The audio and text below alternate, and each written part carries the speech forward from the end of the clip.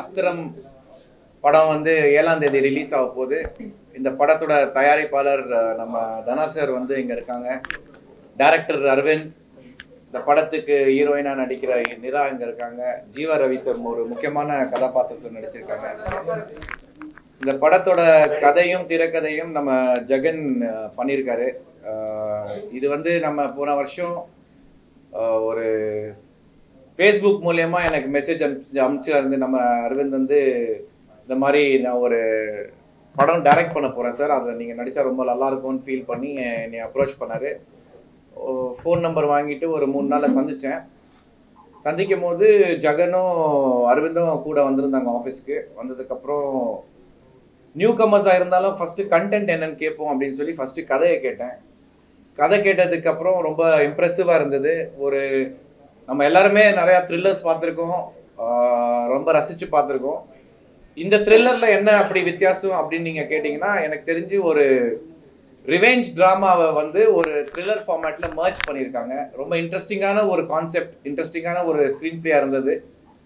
அதுக்கப்புறம் நான் வந்து எனக்கு இருந்த டவுட் வந்து, அரவிந்த் நீங்கள் இப்போது யாரோடையும் ஒர்க் பண்ணதில்லை, இண்டிபெண்டன்ட் ஃபிலிம் மேக்கராக இருந்திருக்கீங்க, but how you going to handle this அப்படின்னு கேட்கும்போது, நிறைய ஷார்ட் ஃபிலிம்ஸ் பண்ணியிருக்கேன் சார். 10 வருஷமாக நானும் இந்த இண்டஸ்ட்ரியில் நிறைய ஃப்ரெண்ட்ஸோட ஒர்க் பண்ணியிருக்கேன், நிறைய ஷூட்டிங் ஸ்பாட் போயிருக்கேன், நிறைய இடங்களில் சின்ன சின்ன படங்களில் நடிச்சிருக்காரு. அதுக்கு வந்து காரணம் வந்து ஒரு எக்ஸ்பீரியன்ஸ் கெயின் பண்ணுங்கிறதுக்காக தான் அதை பண்ணியிருக்காரு. அவரோட பேச்சிலே ஒரு விஷயம் எனக்கு கன்ஃபார்ம் ஆயிடுச்சு, ஒரு நல்ல கான்ஃபிடென்ட்டான ஆளுங்கிறது வந்து எனக்கு அதில் தெரிஞ்சிச்சு. அதுக்கப்புறம் தயாரிப்பாளர் யாருன்னு கேட்கும் போது நம்ம தனா சார் அப்படின்னு சொல்லும் போது அவரையும் சந்தித்தேன். அவர் வந்து சொந்த ஊர் வந்து ஈரோடு.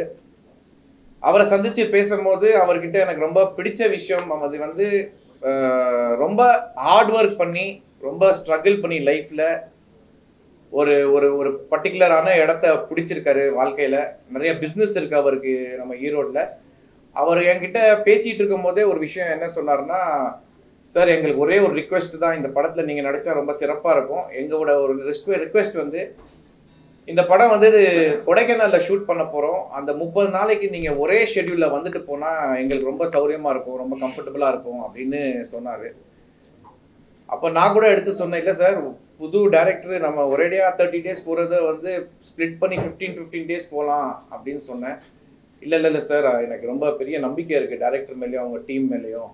நம்ம ஒரே ஷெட்யூலில் போயிட்டு அதுக்கப்புறம் மிச்சம் இருக்கிற நாட்களில் வந்து சென்னையில் ஷூட் பண்ணிக்கலாம் அப்படின்னு சொல்லும் போது எனக்கு ரொம்ப சர்ப்ரைசிங்காகவும் இருந்தது, ஷாக்காகவும் இருந்தது. என்னடா புது ஒரு ப்ரொடியூசரு இப்படி ஒரு விஷயத்த சொல்கிறாரு அப்படின்னு கேட்கும்போது, அப்புறம் நான் வந்து இது கேட்டேன், எப்படி படம் எடுக்க போகிறீங்க, ஃபைனான்ஸ் நம்ம இல்லை சார், சொந்த பணம் போட்டு தான் இந்த படத்தை எடுக்க போகிறேன். நாளைக்கு எந்த காரணத்துக்கும் இந்த படத்தை நிறுத்தக்கூடாது, ஷெட்யூல் பிரேக் ஆகக்கூடாது, பிஸ்னஸ் வந்து நம்ம என்னோட கண்ட்ரோலில் இருக்கணும், நான் விருப்பப்பட்ட மாதிரி இந்த படத்தை நான் ரிலீஸ் பண்ணணும், அதுக்காக தான் நான் என் சொந்த காசையே போடுறேன் அப்படின்னு சொல்லி பேசும்போது எனக்கு ரொம்ப சந்தோஷமாக இருந்தது. ஆக்சுவலாக இவ்வளோ ஒரு நம்பிக்கை வச்சு சொந்த பணம் போட்டு ஒரு படம் எடுக்கிற ஒரு தயாரிப்பாளர் நம்ம சினிமாவில் ரொம்ப கம்மியான ஆளுங்க தான்.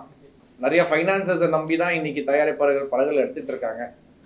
அந்த வகையில் படம் ஷூட்டிங் ஸ்டார்ட் ஆகி எந்த இடத்துலையும் பிரேக் ஆகாமல் அந்த ஷெட்யூலை ஒரே ஷெட்யூலில் முடித்து அப்படியே சென்னையில் வந்து எல்லாத்தையும் முடித்து ஒரு ஒரு போஸ்ட் ப்ரொடக்ஷன் போய் இன்றைக்கி ஒரு படத்தை கொண்டு வந்திருக்காங்கன்னா அதுக்கு முழுக்க காரணம் வந்து ஃபஸ்ட்டு ப்ரொடியூசரோட நம்பிக்கை டைரக்டர் மேலே. அவர் என்ன தான் ப்ரொடியூசராக இருந்தாலும் பணம் போடுறதா இருந்தாலும், but on the set first ஆளாக வந்து நின்று எல்லாத்தையும் சூப்பர்வைஸ் பண்ணி ஆர்கனைஸ் பண்ணி ஒரு ஒரு இந்த படம் நல்லா வரணும், ஒரு புது யங்ஸ்டர் வந்து டைரக்ட் பண்ணுறாரு, அவரும் நல்லா பண்ணணுங்கிறதுனால டெய்லி ஸ்பாட்டில் இருப்பார். அது எனக்கு ரொம்ப ரொம்ப பிடிச்ச விஷயம். ரெண்டாவது, அரவிந்த் ஆஸ் அ டைரக்டராக, புது டைரக்டராக இருந்தாலும் அவரோட எக்ஸ்பீரியன்ஸ், அவர் வந்து ஹார்ட் ஒர்க் பண்ணி நிறைய எக்ஸ்பீரியன்ஸை கேதர் பண்ணி ஒரு கார்பரேட் கம்பெனியில் ஒர்க் பண்ணிட்டு இருந்ததை வந்து குவிட் பண்ணிவிட்டு முழுக்க இந்த படத்தை பண்ணும்போது நம்ம ஃபுல்லாக கான்சென்ட்ரேட் பண்ணி பண்ணணுங்கிறதுக்காக அவரோட டீம் ஜெகன், தினேஷ், ஸ்ரீனிவாஸ், அப்புறம் விஜய், பிரசன்னா, இவங்க எல்லாருமே வந்து ஐடியில் ஒர்க் பண்ணிக்கிட்டோ இல்லை ஒரு சின்ன பிஸ்னஸ் பண்ணிக்கிட்டோ இருக்காங்க. அரவிந்த் பாலாஜி, இவங்க எல்லாருமே வந்து அவங்கவுங்க வேலைகளெல்லாம் விட்டுட்டு நம்ம ஃப்ரெண்டு டைரக்ட் பண்ணுறாப்புல நம்ம அவருக்கு கம்ப்ளீட்டாக சப்போர்ட்டாக வந்து போய் நிற்கணும் அப்படின்னு சொல்லி எல்லாரும் வந்து அரவிந்த் கூட நின்று சப்போர்ட் பண்ணி, அவங்களுக்கும் சினிமா நாலேஜ் இருக்குது. டோட்டலாக இது வரைக்கும் இப்பவும் இங்கே தான் இருக்காங்க அந்த ஃப்ரெண்ட்ஸ் எல்லாருமே. அந்த வகையில் இப்படி ஒரு ஃப்ரெண்ட்ஷிப்பை நான் புதுசாக என் வாழ்க்கையில் நான் சந்திக்கிறேன். ஸோ அரவிந்த் வந்து ரொம்ப லக்கின்னு நினைக்கிறேன் இப்படி ஒரு ஃப்ரெண்ட்ஸ் வந்து அமைஞ்சிருக்கிறது. அதே மாதிரி ஆஸ் அ டேரக்டராக நான் ஃபஸ்ட்டு 2 days 3 days பார்க்கும் போது ஒரு ப்ரொஃபஷனல் டைரக்டர் ஏற்கனவே 2 படம் 3 படம் பண்ண மாதிரி ஒரு ஆர்கனைசேஷனாக இருக்கட்டும், காலிங் த ஷாட்ஸாக இருக்கட்டும், எக்ஸ்ட்ராக்ஷன் ஆஃப் பர்ஃபார்மன்ஸாக இருக்கட்டும், எல்லாமே வந்து ரொம்ப ப்ரொஃபஷ்னலாக ஹேண்டில் பண்ணாப்ல. அந்த வகையில் வந்து எனக்கு ரொம்ப ரொம்ப ஹாப்பியாக இருந்தது. பிகாஸ் எனக்கும் இது ரொம்ப முக்கியமான படம். ஏன்னா வாரிசுக்கு அப்புறம் எனக்கு திருப்பி ஒரு கம்பேக் மாதிரி இருந்தது வாரிசு. அதுக்கப்புறம் நம்ம ரொம்ப கவனமாக படங்களை செலக்ட் பண்ணி நல்ல டேரக்டர்ஸ் கூட ஒர்க் பண்ணுங்கிற ஒரு எண்ணத்தில் இருக்கும்போது இந்த படம் அரவிந்த் பண்ணுறது எனக்கு ரொம்ப சந்தோஷமாக இருந்தது. அதே நேரத்தில் ஜகன் இந்த படத்தோட ஸ்டோரி ஸ்க்ரீன் பிளே எழுதியிருக்காப்புல. பார்க்குறதுக்கு ரொம்ப சுட்டி சின்ன பையன் மாதிரி தெரியலாம். பட் பயங்கரமான பிரெய்னி ஃபெலோ, ரொம்ப நாலேஜான பர்சன் அவன். ஆக்சுவலாக நிறைய படங்கள் பார்ப்பாரான்னு தெரியல. ஸ்க்ரீன் பிளேல வந்து எந்த டீவியேஷனும் இல்லாமல் பாயிண்ட் 1லேருந்து எடுத்துகிட்டு போய் கம்ப்ளீட்டாக only what the film requires, what this movie ரிக்வயர்ஸுங்கிறத ஸ்க்ரீன் பிளே பண்ணியிருக்காரு. பொதுவாக வந்து காமெடி வச்சுக்கலாம், சாங் ஸ்க்ரீன் பிளே டைட்டாக இருக்கும். அதே மாதிரி நான் சொன்ன மாதிரி ரிவெஞ்ச் ட்ராமாவில் ஒரு த்ரில்லர் ஃபார்மேட் அதை மர்ஜ் பண்ணுற பியூட்டி வந்து ஜகன் இதில் ரொம்ப பியூட்டிஃபுல்லாக பண்ணியிருக்காரு. ஒரு அற்புதமான ஒரு மெசேஜும் இதில் இருக்குது. அதை வந்து நம்ம நிழல் ரவி சார் ஒரு முக்கியமான கதாபாத்திரத்தில் நடிச்சிருக்காரு. அவர் ஏதோ ஷூட்டிங்கில் இருக்கார், இன்னைக்கு வர முடியல. அதுவும் வந்து பியூட்டிஃபுல்லாக பெர்ஃபார்ம் பண்ணியிருக்காரு. அந்த மெசேஜ் அந்த படத்தில் நீங்கள் பார்க்கும்போது நீங்கள் எல்லாருமே அதை ஒத்துப்பீங்க. ஆமாம், இது உண்மைதான் அப்படிங்கிற இந்த இதில் வந்து மாற்றமே இல்லை. கம்மிங் டு ரஞ்சித் வந்து ஃபஸ்ட்டு இதில் நடிக்கிறாரு. நல்ல ரோல், படம் முழுக்க இருப்பார். 20 days ஒர்க் ஷாப் பண்ணி ரிஹர்சல் பண்ணி ஸ்பாட்டில் டிஸ்கஷன் இருக்கக்கூடாது, எதுவுமே கன்ஃபியூஷன் வரக்கூடாதுங்கிறதுனால அவருக்கும் வந்து ஒரு ஹோம்ஒர்க்லாம் பண்ணி ஒர்க் ஷாப்லாம் பண்ணி கூட்டிகிட்டு வந்து நான் கடைசியாக படம் பார்க்கும் போது யாருக்குமே இது ஒரு நியூ கமராக தெரியல. ரொம்ப யதார்த்தமாக நடிச்சிருந்தார். So all the best Ranjith for your debut. And of course நம்ம ஜீவா ரவி சாரை பற்றி நான் சொல்லணும்னு அவசியமே இல்லை. எத்தனையோ படங்களில் சிறப்பாக நடிச்சிருக்காரு. சில படங்களில் வந்து சில காட்சிகளில் வந்து அற்புதமாக அவரோட எமோஷன்ஸை வெளிப்படுத்திருக்காரு. அதே மாதிரி இந்த படத்துலையும் அவருக்கு வந்து கொடுத்த ரோலை அவர் அண்டர்ஸ்டாண்ட் பண்ணி ஜேம்ஸுங்கிற கேரக்டர்னு நினைக்கிறேன், கரெக்டா சார்? கரெக்ட். ஜேம்ஸுங்கிற கேரக்டரை பியூட்டிஃபுல்லாக புரிஞ்சு அதுக்கு எந்த அளவுக்கு என்ன மீட்டரில் பெர்ஃபார்ம் பண்ணால் டெலிவர் ஆகும், கன்வே ஆகுங்கிறத ரொம்ப அற்புதமாக பண்ணியிருக்காரு. அதில் ஒரு எமோஷனல் சீனை வேற ரொம்ப பியூட்டிஃபுல்லாக ஆக்ட் பண்ணியிருக்காரு. Thank you Jeeva sir for coming in to this film. கடைசியாக வேறு யாரும் இல்லை, நம்ம ஹீரோயின் நிரா. இவங்க வந்து டெலிவிஷன்லேருந்து மாடலிங் போயிருக்காங்க. மாடலிங்கில் யூஎஸ்லலாம் போய் கவர் பேஜ்லலாம் அப்பியர் ஆகிருக்காங்க. பட் எங்களுக்கு என்னென்னா ஒரு நீ போதும் அப்படின்னு ஒரு மியூசிக் ஆல்பம் லான்ச் ஆச்சு. அந்த லான்ச் ஆல்பம் பார்த்ததுக்கப்புறம் தான் நான் அரவிந்த் சார்கிட்ட சொன்னேன், இந்த மாதிரி நம்ம படத்துக்கு கரெக்டாக இருப்பாங்களான்னு பாருங்கள். பிகாஸ் நீங்களும் புதுசு, நீங்கள் புது ஃபேஸுக்கு போகிறத விட ஒரு எக்ஸ்பீரியன்ஸ்டான, அதாவது இதுக்கு முன்னாடி மாடலிங் பண்ணியிருக்காங்கன்னா கண்டிப்பாக ஸ்டேஜ் ஃபியர் இருக்காது, க்ரௌட் ஃபியர் இருக்காது, கேமரா ஃபியர் இருக்காது. அதுக்கப்புறம் ஒரு மியூசிக் ஆல்பம் போய் யூஎஸில் தனியாக அவங்களே ப்ரொடியூஸ் பண்ணி ஷூட் பண்ணி எடுத்துகிட்டு வந்திருக்காங்கன்னா தட் ஷோஸ் அவங்க எவ்வளோ டெடிக்கேட்டடாக இருக்காங்க, அவங்க எவ்வளோ லைஃப்பில் முன்னேறணுங்கிற ஒரு எண்ணத்தோடு இருக்காங்கங்கிறத புரிஞ்சுக்கிட்டு அதை நம்ம சொன்னோம். அரவிந்த் சாரோ அதை பார்த்து நம்ம படத்துக்கு இவங்க கரெக்டாக இருப்பாங்க சார் அப்படின்னு சொல்லி அவங்கள சூஸ் பண்ணி கொண்டு வந்து அஃப்கோர்ஸ் அவங்க ரோலை வந்து அவங்க பியூட்டிஃபுல்லாக பர்ஃபார்ம் பண்ணியிருக்காங்க. My best wishes for Nira. இந்த படத்துக்கு அப்புறம் நீங்கள் நிறையா படங்கள் பண்ணணும், நல்லபடியாக ஃப்ளரிஷ்டாக ஒரு பெரிய ஹீரோயின் ஆகணும். And I'm very very happy as an actor to be associated with this team. And கடைசியாக நம்ம ஜான் நம்மளுக்கு ஃபேமிலி மாதிரி. நான் எந்த படம் பண்ணாலும் அவருக்கு தெரியாமல் நான் பண்ண மாட்டேன். எது இருந்தாலும் அவருக்கு டிஸ்கஸ் பண்ணி தான் நான் பண்ணுவேன். பிகாஸ் அவர் ஸ்ட்ரெயிட்டாக என் ஃபேஸில் வந்து இது நல்லா இல்லை, இது பண்ணாதீங்க, பண்ணால் நான் வந்து பேச மாட்டேன் எப்படின்னா கோச்சுப்பார். அந்த நேரத்தில் அந்த டைமில் நான் கூப்பிட்டு ஜான்ட்ட, அதுவும் அந்த வாரிசுக்கு அப்புறம் he was more particular that இதுக்கப்புறம் நம்ம எங்கேயும் தவறு பண்ணக்கூடாது ஜி அப்படின்னு சொல்லி என்னை வந்து இவ்வளோ இந்த அளவுக்கு கூட இருந்து இந்த படம் பண்ண போகும்போது நான் சொன்னேன், இந்த பயங்கரமான சப்போர்ட் தேவைப்படும் ஜான், நீங்கள் தான் ஃபுல் அண்ட் ஃபுல் பண்ணணும் அப்படின்னு சொல்லும் போது, இப்போ வரைக்கும் டே 1லேருந்து இப்போ வரைக்கும் என் கூட இருந்து இந்த படத்துக்காக சப்போர்ட் பண்ணி இதெல்லாம் ஆர்கனைஸ் பண்ணதுக்கு ரொம்ப ரொம்ப தேங்க்யூ ஜான். ஆனால் இன்னைக்கு கூட இந்த வேலை முடியல ஜான், மார்ச் 7 முடியாது ஜான், அதுக்கப்புறமும் 2 வாரம் வேலை இருக்கும். அதுக்கு என்ன காஷ் கீஸ் எதுனா ப்ரொடியூசர்கிட்ட வாங்கிக்கோங்க. ஸோ எஸ், ஏன் இந்த எல்லாரையும் நான், ஏன்னா இங்கே இருக்கிற எல்லாருமே ரொம்ப பாசிட்டிவான பீப்புள், ரொம்ப நல்ல மனசோட இருக்கிற ஒரு ஹியூமன் பீங்ஸ். ஸோ நான் ஒர்க் பண்ணும்போது ஒரு விஷயம் டெய்லி இருந்தது என்ன அப்படின்னா, எல்லாருடைய பாசிட்டிவிட்டி வைப்ரேஷன் வந்து it was throughout the film. So thank you so much Aravind sir and Dhana sir for giving me this opportunity. And press எப்போதுமே ஒரு சாஃப்ட் கார்னர் என் மேலே இருக்கும். என்னை எப்போதுமே சப்போர்ட் பண்ணியிருக்கீங்க, கைட் பண்ணியிருக்கீங்க, பாராட்டியிருக்கீங்க. அதே நேரத்தில் சில நல்ல நண்பர்கள் எங்க தப்பாச்சு, இதை எப்படி கரெக்ட் பண்ணிக்கணும் அப்படிங்கிறத கைட் பண்ணியிருக்கீங்க. கண்டிப்பாக அஸ்திரம் படத்தை நீங்கள் சப்போர்ட் பண்ணுவீங்க, என்கரேஜ் பண்ணுவீங்க. இந்த புது டீமை வந்து நல்லபடியாக சப்போர்ட் பண்ணி என்கரேஜ் பண்ணி சக்ஸஸ்ஃபுல் ஆக்குவீங்கன்னு நான் நம்புகிறேன். இங்கே வந்த எல்லாருக்கும், உங்கள் எல்லாருக்கும் ரொம்ப ரொம்ப தேங்க்ஸ். தேங்க்யூ.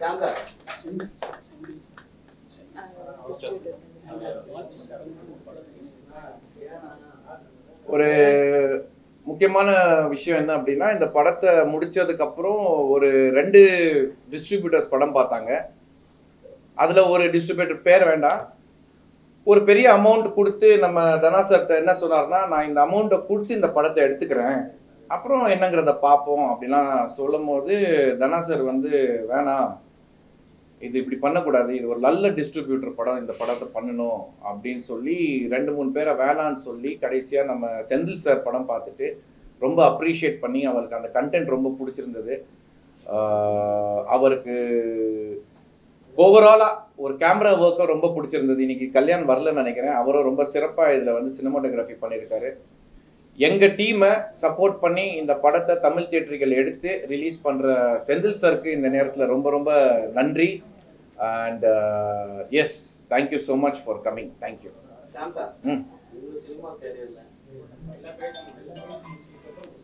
அடுத்தது நம்ம Jagan ஆரம்பிக்கிட்டோம்.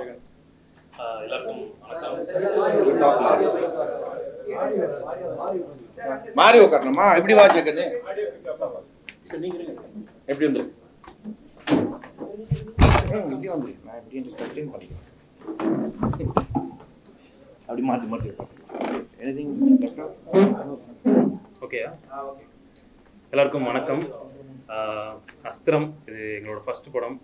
டேரக்டருக்காகட்டும், எனக்காகட்டும், heroine ma'am, producer sir, ப்ரொடியூசரோட பையன் எல்லாருக்கும்.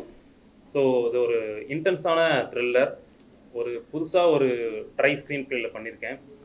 டேரக்டர் சப்போர்ட்டோட ஷாம் சார் ரொம்ப நல்லா ஆக்ட் பண்ணியிருக்காரு, ஒரு சர்ட்டிலான பர்ஃபார்மன்ஸ் கொடுத்துருக்காரு. ப்ரொடியூசர்கிட்ட இருந்தும் அவரோட பையன்கிட்ட இருந்தும் ரொம்ப பெரிய சப்போர்ட் கிடச்சிருக்கு. ஹீரோயின் மேம் ரொம்ப நல்லா ஆக்ட் பண்ணியிருக்காங்க, அவங்களும் ஒரு சர்ட்டிலான பர்ஃபார்மன்ஸ் கொடுத்துருக்காங்க. ஸோ ஹீரோயின்னாலே இந்த கிரிஞ்ச் அப்படின்ற ஒரு விஷயம் இருக்கும், அது இல்லை அவங்கக்கிட்ட. ஸோ அதனால் தைரியமாக அந்த படத்தை பார்க்கலாம். ஜீவா ரவி சார் வந்து டேரக்டர்ஸ் ஆக்டர் அப்படின்னு சொல்லலாம். எத்தனை வாட்டி டேக் கேட்டாலும், டேரக்டர் கேட்டாலும் அதை சலிக்காமல் பண்ணுவார். ஸோ அவரும் ரொம்ப ஒரு நல்ல ரோல் ஒன்று பண்ணியிருக்காரு. தேங்க்யூ ஸோ மச் சார் உங்களுடைய சப்போர்ட்டுக்கு. அண்ட் மார்ச் 7 படம் ரிலீஸ் ஆகுது, நீங்களாம் பார்த்து சப்போர்ட் பண்ணணும். தேங்க்யூ. எல்லாருக்கும் வணக்கம். அரவிந்துக்கு மட்டும் இல்லை, எனக்கும் இதுதான் ஃபஸ்ட்டு படம். இன்னும் ஒரு படம் அப்படி நினச்சி போனால் தான் ஏதாவது பண்ண முடியும். அண்ட் ஒருவர் வந்து ரொம்ப சந்தோஷம்னா, 2 பக்கம் வந்து 2 பெரிய பர்ஃபார்மன்ஸ், 2 பெரிய சீனியர்ஸ். ஒன்று ஷாம் சார் இந்த பக்கம், அந்த பக்கம் நெல்லுகட் ரவி சார். பட் ஷாம் சாரோட நடிக்கிறதுக்கு எனக்கு பிளெஸிங் இல்லை இந்த படத்தில். ஸோ காம்பினேஷன் இல்லை. ரவியனோட நடிச்சிட்டேன், ஒரு 2 சீன் 3 சீன் பண்ணோம். ஸோ அது ஒரு குறிப்பிட்ட ஒரு குடும்பமாக அதை நடித்து முடிச்சிட்டோம். ஹீரோயின் கூட நடிக்கிறதுக்கும் காம்பினேஷன் இல்லை. பட் இருந்தாலும் எனக்கு வந்து நார்மலாக வந்து ஒரு அப்பா ரோல் தான் இந்த படத்தில். பட் ஒரு டிஃப்ரெண்ட்டான அப்பாவை நீங்கள் பார்ப்பீங்க, ஒரு எமோஷ்னல் ஃபாதர். எனக்கு ரொம்ப பிடிச்சது. அதுக்கு அரவிந்துக்கும் ப்ரொடியூசர் சாருக்கும் ரொம்ப தேங்க்ஸ் சொல்லிக்கிறேன். ஸோ கொடைக்கானலில் நாங்கள் இருந்த அந்த 8 நாளோ 9 நாளோ வந்து எனக்கு ரொம்ப ரொம்ப என்ஜாயபிள். மிருதனுக்கு அப்புறம் இது ஒரு பெரிய மெமரி எனக்கு இருக்கும். அண்ட் சமீபத்தில் அந்த விடாமுயற்சி பண்ண 13 நாள் பேங்காக்ல இருந்தேன். அந்த ஹாப்பினஸ் வந்து எனக்கு இருந்தது வந்து ரொம்ப சூப்பராக இருந்தது. அதை விட ஒரு 10 மடங்கு ஹாப்பினஸ் வந்து எனக்கு இந்த டீம் கொடுத்தாங்க. இந்த ப்ரொடியூசர்ஸ் சரி, ஆக்டர்ஸ் சரி, எல்லாருமே கொடுத்தாங்க. அண்ட் அவர் சொன்னார் நிறைய எவ்வளோ டேக் கேட்டாலும் கொடுத்துருவாங்கன்னு, அவ்வளோ டேக் வாங்கியிருக்கோன்னு தான் அர்த்தம், வேறு ஒன்றுமே இல்லை. அண்ட் மோரோவர் வந்து it's a very nice movie. And Sham சாரை வந்து ஆக்ட் பண்ணும்போது நான் போய் உட்காந்து அங்கே 2 days நான் போய் உட்காந்து பார்ப்பேன். ஏன்னா ஒரு சீனியர் பர்ஃபார்ம் பண்ணும்போது அவங்ககிட்ட நிறைய விஷயம் எடுத்துக்கலாம். ஸோ ஷாம் சார் கிட்ட நிறைய விஷயங்கள் எடுத்திருக்கேன், நான் சொல்ல மாட்டேன் என்னென்னு. அவரோட காம்பினேஷன் தான் இல்லை, but I have taken lot of things, நிறைய லேர்னிங் எடுத்திருக்கேன். அண்ட் ரவீனனோட நிறைய விஷயங்கள் நான் பண்ணியிருக்கேன். அண்ட் ஐ வெல்கம் நீரா தமிழ் இண்டஸ்ட்ரி, தமிழ் பொண்ணு, அதுவும் திண்டுக்கல் பொண்ணு, கரெக்டாக. ஸோ வெரி ஹாப்பி எனக்கு. நம்ம ஒரு தமிழ் பொண்ணை வந்து இன்ட்ரடியூஸ் பண்ணுறது வந்து அரவிந்த் தான் அந்த பெரும் விஷயம். அண்ட் மெயினாக ஷாம் சாருக்கு தான் அந்த கிரெடிட் போகும். Very happy for that. And producer வந்து ஆக்சுவலி ஃபஸ்ட்டு அவர் ப்ரொடியூசர்னு எனக்கு தெரியவே இல்லை. ஸ்பாட்டில் சாதாரணமாக நின்றுருந்தார். சார் கொஞ்சம் அப்படி தள்ளுங்க சார் நம்ம சொல்லிட்டு போயிட்டேன். சார் அவர் தான் சார் ப்ரொடியூசர், சம்பளம் வராது சார் போங்க அப்படின்னு. அதுக்கப்புறம் தான் போயிட்டு சார் ஐம் வெரி சாரிண்ணா. எதுக்கு சொல்ல வரேன்னா, அவரும் எளிமையான மக்கள் அங்கே இருந்தது ஃபுல்லாக. அண்ட் கொடைக்கானலில் நம்மள எல்லாருமே அவங்க வீட்டில் பார்த்துக்கிற மாதிரி எங்களை பார்த்துக்கிட்டாங்க, எந்த வித குறையும் இல்லை. அண்ட் இதில் ஒருத்தரை பற்றி மட்டும் நான் சொல்ல மாட்டேன். ஹாஜி முகமதுன்னு சொல்லி மேனேஜர் ஒருத்தர் இருந்தார். அவர் ஃபுல் அண்ட் ஃபுல் அவருக்கு வந்து நான் ரொம்ப தேங்க்ஸ் சொல்கிறேன். நிறைய ஓட்டம் ஓடினார் அண்ட் பண்ணார், எல்லாமே பண்ணாங்க. ஸோ அவர் வந்து நீங்கள் இல்லை இருக்காரா இல்லைன்னு தெரியல, பட் அவருக்கு ரொம்ப தேங்க்ஸ் சொல்லணும். அண்ட் மோரோவர் த டெக்னீஷியன்ஸ், இந்த படத்தில் இருக்கவங்க எல்லாமே சூப்பர் டெக்னீஷியன்ஸ். எல்லாருக்கும் என் மனமார்ந்த வாழ்த்துக்கள். அண்ட் ஷாம் சார் அவரோட கம்பேக் வந்து வாரிஸ்லேயே வந்து அவர் கம்பேக் இல்லை, எப்போவோ அவர் வந்துட்டு திருப்பி அவர் வரணுன்றதே இல்லை. ஷாம் சார்னால் எல்லாருக்குமே தெரியும். ஸோ அவரோட நிழலில் இந்த படம் அவரோட ஷோல்டரில் இருக்குது. ஸோ நாங்கள்லாம் அவரோட சேர்ந்து ட்ராவல் பண்ணி அண்ட் அஸ்திரம் உங்கள் தயவோட உங்களோட சப்போர்ட்டோட பெரிய ஒரு வெற்றி பெறுன்ற ஹெல்த்தியான ஒரு வெற்றி வந்து மக்கள் வந்து இது கண்டிப்பாக கொடுப்பாங்கன்ற நம்பிக்கை எங்களுக்கு இருக்குது. நீங்களும் உங்களை ஆதரவை கொடுங்க. ரொம்ப நன்றி. Happy happy happy. தேங்க்யூ.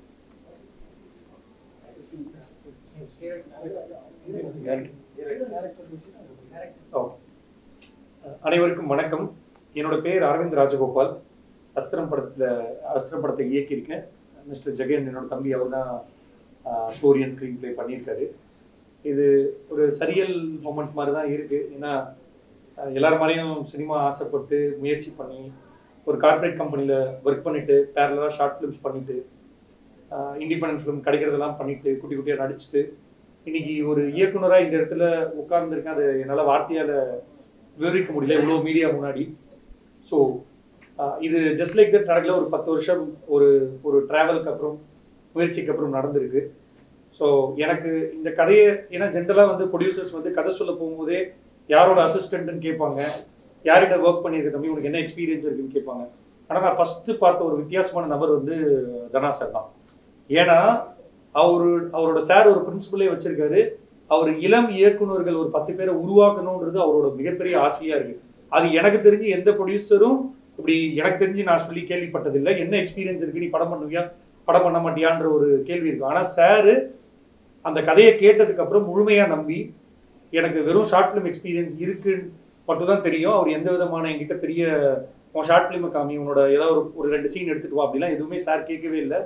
அந்த கதையை மட்டுமே நம்பி, நான் சொன்ன கதையை நம்பி, என் வார்த்தையை நம்பி சார் வந்து என்னை நம்பி இன்வெஸ்ட் பண்ணது வந்து என்னை பொறுத்த வரைக்கும் அது ஒரு சாதாரண விஷயம் இல்லைன்னு நான் நினைக்கிறேன் இந்த காலகட்டத்தில். ஏன்னா எவ்வளோ அசிஸ்டன்ட் டைரக்டர்ஸ் பெரிய டைரக்டர்ஸ் கிட்ட ஒர்க் பண்ணிட்டு still they are struggling to get single producer.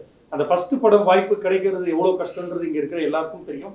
அது எனக்கும் இருந்தது. ஆனால் வந்து சார் மூலமாக அந்த வாய்ப்பு கிடைச்சி இன்னைக்கு இங்கே உட்காந்து இருக்கிறது எனக்கு ரொம்ப சந்தோஷமா இருக்கு. இந்த சமயத்தில் சாருக்கு ஒரு மிகப்பெரிய நன்றியை தெரிவிச்சுக்கிறேன். ஸோ அவங்களுக்குள்ளவே அவரோட சன் ரஞ்சித் எல்லாமே இந்த படம் உருவாகிறதுக்கு ஒரு முக்கிய காரணமாக என்னை நம்பி இது வரைக்கும் நான் கேட்டதெல்லாம் கொடுத்துருக்காங்க. அதனால தான் வந்து இவ்வளோ தூரம் வந்திருக்கு. ஸோ அதையெல்லாம் விட எல்லாமே அமைஞ்சிருச்சானா ஒரு படத்துக்கு ஒரு ஹீரோ கிடைக்கிறது இன்னைக்கு அதை விட ரொம்ப கஷ்டமான விஷயமா இருக்கு. ஏன்னா சில ஹீரோக்கள் கிட்ட நான் 6 மாதம் கதை சொல்றதுக்கெல்லாம் வந்து ஃபாலோ பண்ணி 6 மாதம்லாம் ஆயிருக்கு அவங்களை மீட் பண்ணி கதை சொல்றதுக்கெல்லாம். அப்படி இருக்கும்போது நான் வெறும் சோஷியல் மீடியாவில் ஒரு அமிச்ச மெசேஜை பார்த்துட்டு சார் எனக்கு ரிப்ளை பண்ணி இமிடியேட்டாக 2 நாள் என்னை கூப்பிட்டு கதை கேட்டு ஓகே பண்ணி அடுத்த லெவலுக்கு கொண்டு போனார். ஒன்லி சார் அந்த கதை மேலே வச்ச நம்பிக்கையும் என் மேலே வச்ச நம்பிக்கையும் அதை நிறைவேற்றிருக்கேன் நான் நம்புகிறேன் சார். ஸோ இந்த படத்தில் வந்து நான் நன்றி சொல்லணும் அப்படின்னா என் பின்னாடி அவ்வளோ பேர் நின்றுருக்காங்க. நான் பேர் சொல்ல ஆரம்பிச்சேன்னா போயிட்டே இருக்கும். ஆனால் எனக்கு அவ்வளோ பெரிய சப்போர்ட்டை வந்து, ஏன்னா எனக்கு எந்த வித சினிமா பேக்ரவுண்டும் கிடையாது. ஒன்லி ஒரு ஐடி கம்பெனியில் வேலை பார்த்துட்டு ஒரு சினிமா ஆசையில் வந்த ஒரு ஆள் தான் நான், சாதாரண ஆள் தான். அப்படி இருக்கிறவனுக்கு கூட வந்து அவ்வளோ பேர் வந்து எனக்கு வந்து என் டைரக்ஷன் டீமில் வந்து சப்போர்ட் பண்ணியிருக்காங்க. என்னோட அசோசியேட் டைரக்டர்ஸ் எல்லாமே அவங்களுக்கு சினிமா நாலேஜ் இருக்கிறத தவிர அவங்களுமே எங்கேயும் ஒர்க் பண்ணதே கிடையாது. என் கூட ஷார்ட் ஃபிலிம் பண்ண அனுபவம் மட்டுமே. அந்த அனுபவத்தை வச்சு மட்டும் என் கூட அவ்வளோ பேர் வந்து நின்றுருக்காங்க. அவங்களோட உழைப்பு வந்து வார்த்தையால் சொல்ல முடியாது, அவ்வளோ தூரம் எனக்கு சப்போர்ட் பண்ணியிருக்காங்க. ஸோ அவங்களுக்கு இந்த சமயத்தில் எனக்கு மிகப்பெரிய சாரே ஆல்ரெடி எல்லார் பேருமே சொல்லிட்டாரு. அவங்களுக்கு என்னோட மிகப்பெரிய நன்றியை தெரிவிச்சுக்கிறேன். மிஸ்டர் ஜெகன் என்னை நம்பி என் தம்பி கதையை கொடுத்தாரு. அந்த கதையை வந்து நாங்கள் எல்லாருமே சேர்ந்து முழுமையாக வேலை பார்த்து நல்லா பண்ணியிருக்கோம் நம்புகிறோம். அண்ட் ஜீவா ரவி சாரை பற்றி சொன்னார். ஒரு டேக் எனக்கு ஸ்டில் டைம் இல்லை, ஒரே டைமில் 5 ஷர்ட் மாற்றணும், 5 ஷர்ட் மாற்றணும். எனக்கு வேற எந்த ஆர்டிஸ்டாக இருந்தாலும் இமீடியட்டாக பண்ணியிருப்பாங்களான்னு தெரியல. நிந்திருக்கிற இடத்துலேயே சட்டையை கழட்டிட்டு 5 தடவை மாற்றினார் சார். ஒரு அந்த ஷார்ட் முடிச்சோடனே 2 நிமிஷம், அடுத்த 2 நிமிஷம், 5 நிமிஷத்தில் டைம் இல்லை, முடிய போகுது கால் ஷீட். ஸோ சார் அதை நான் மறக்கவே மாட்டேன் சார் சீரியஸாக. ஏன்னா அவ்வளோ பெரிய சப்போர்ட் எல்லாருமே, நேல்கள் ரவி சாராக இருக்கட்டும், ஜீவா ரவி சாராக இருக்கட்டும், இப்போ ஹீரோயின் பற்றி வருவோம், எல்லாருமே அவ்வளோ பெரிய சப்போர்ட் கொடுத்துருக்காங்க. மேமும் கதை கேட்ட நாள்ல இருந்து இன்னி வரைக்கும் எந்தவித எதிர்பார்ப்பும் இல்லாமல் இந்த கதையை மட்டுமே எங்களுக்கு முழு ஆதரவு கொடுத்துருக்காங்க நிரா மேம். அவங்களுக்கும் இந்த படம் ஒரு முக்கியமான படமாக இருக்கும் நான் நம்புகிறேன். ஸோ இது இல்லாமல் எனக்கு பெரிய பக்கபலமாக இருந்த சில பேரை மட்டும் நான் சொல்லி முடிச்சுக்கிறேன். என்னோட கேமராமேன் மிஸ்டர் கல்யாண் டிஓபி. இன்னைக்கு படம் ட்ரெய்லர் நீங்கள் பார்த்துருப்பீங்க. அந்த ட்ரெய்லரோட விஷுவல் கிராண்டியர் கொடைக்கானல். ஏன்னா நான் புதுசுன்றதுனால நான் ஒரு விஷயம் ரொம்ப தெளிவாக இருந்தேன். சார்ட்டி ஒரு விஷயம் சொல்லிட்டேன், சார் நான் புதுசு, நான் என் ஃப்ரெண்ட்ஸ் நிறைய கேமராமேன் இருக்காங்க, ஆனால் யாரையும் கூப்பிட்டு படம் பண்ண மாட்டேன் சார், ஏன்னா முதல் படம் நான் கரெக்டாக பண்ணணும், அதனால் நான் கொஞ்சம் எக்ஸ்பீரியன்ஸ் டெக்னீஷியன் தான் சார் போவேன் அப்படின்னு சொன்னதுக்கு சார் அதுக்கான விஷயங்கள் எல்லாமே ஏற்பாடு பண்ணி கொடுத்தாரு. நான் கேட்டது எல்லாமே. Mister Kalyan years that fantastic work. நீங்கள் ட்ரெய்லர் பார்த்துட்டீங்கன்னா உங்களுக்கு கண்டிப்பாக தெரிஞ்சிருக்கும். மியூசிக் டைரக்டர் சுந்தரமூர்த்தி, அவர் வந்து ஐரா, 8 தோட்டாக்கள், பொம்மை நாகி நிறைய படங்கள் பண்ணியிருக்காரு. அவரும் இந்த படத்தில் அவர் கையாண்ட ஆர்கெஸ்ட்ரேஷன், பேக்ரவுண்ட் ஸ்கோர் வந்து ரொம்ப புதுசாக இருக்கும். அந்த எக்ஸ்பீரியன்ஸ் வந்து நீங்கள் ஒரு நல்ல தியேட்டரில் பார்த்தீங்கன்னா ஆடியோவாகவே நிறைய ஒர்க் பண்ணியிருக்கோம். சின்ஸ் நான் ஒரு டப்பிங் ஸ்டுடியோ பேரலாக வச்சுட்டு இருந்ததுனால அந்த சவுண்டில் கொஞ்சம் இன்ட்ரெஸ்ட்ன்றதுனால ஆடியோ சைடு பார்த்து வேலை பார்த்துருக்கோம். கண்டிப்பாக ஒரு நல்ல டால்பி தியேட்டரில் இந்த படம் பார்த்தீங்கன்னா ஒரு மிகப்பெரிய அனுபவம் கொடுக்கும் நான் நம்புகிறேன். So and editor mister Boopathy, அவரை பற்றி சொல்லி ஆகணும். ஏன்னா எனக்கு எல்லா வேலையுமே கூட இருந்து இன்னி வரைக்கும் பார்த்து கொடுக்கறது வந்து மிஸ்டர் பூபதி வந்து எடிட்டிங்கில் ஒரு பெரிய மேஜிக் பண்ணியிருக்காரு இந்த படத்துக்கு நான் நம்புகிறேன். ஸோ அவருக்கு இந்த சமயத்தில் மிகப்பெரிய நன்றி தெரிவிச்சுக்கிறேன். இதை தாண்டி இந்த படத்தில் ஒர்க் பண்ண எல்லா டெக்னீஷியனுக்கும், mixing engineer mister Anand Ramachandran, so final mix ரொம்ப நல்லா பண்ணியிருக்காங்க. இந்த மாதிரி இந்த படத்தில் எனக்கு அவ்வளோ பேர் வந்து இது வரைக்கும் கூட இருந்து சப்போர்ட் பண்ணியிருக்காங்க. அவங்க எல்லாருக்கும் நன்றி. அதை விட எங்களால் முடிஞ்ச வரைக்கும் இந்த படத்தை வந்து நாங்கள் எங்கள் வேலையை சரியாக செஞ்சுருக்கோம் நம்புகிறோம். இனிமேல் நீங்கள் ப்ரெஸ்ஸு இது வரைக்கும் நிறைய நல்ல படங்களை இது வரைக்கும் நீங்கள் ஆதரவு பண்ணியிருக்கீங்க. அதுக்கு பல படங்கள் உதாரணம் இருக்குது. அந்த வரிசையில் கண்டிப்பாக அஸ்திரம் படத்தை நீங்கள் கண்டிப்பாக பாருங்கள். பார்த்துட்டு உங்களுக்கு பிடிச்சிருந்ததுன்னா கண்டிப்பாக இது நல்ல படம் மக்கள்கிட்ட கொண்டு போய் சேர்க்கறதுக்கு நீங்கள் எழுதுனீங்க அப்படின்னா கண்டிப்பாக அது மக்கள்கிட்ட கொண்டு போய் சேருன்ற நம்பிக்கை எனக்கு இருக்கு. ஸோ கண்டிப்பாக இந்த படத்தை நீங்கள் பார்த்துட்டு மக்கள்கிட்ட கொண்டு போகிறதுக்கு பெரிய சப்போர்ட் வேணும்னு நான் ரொம்ப தாழ்மையாக இந்த இடத்துல கேட்டுக்கிறேன். Thank you so much.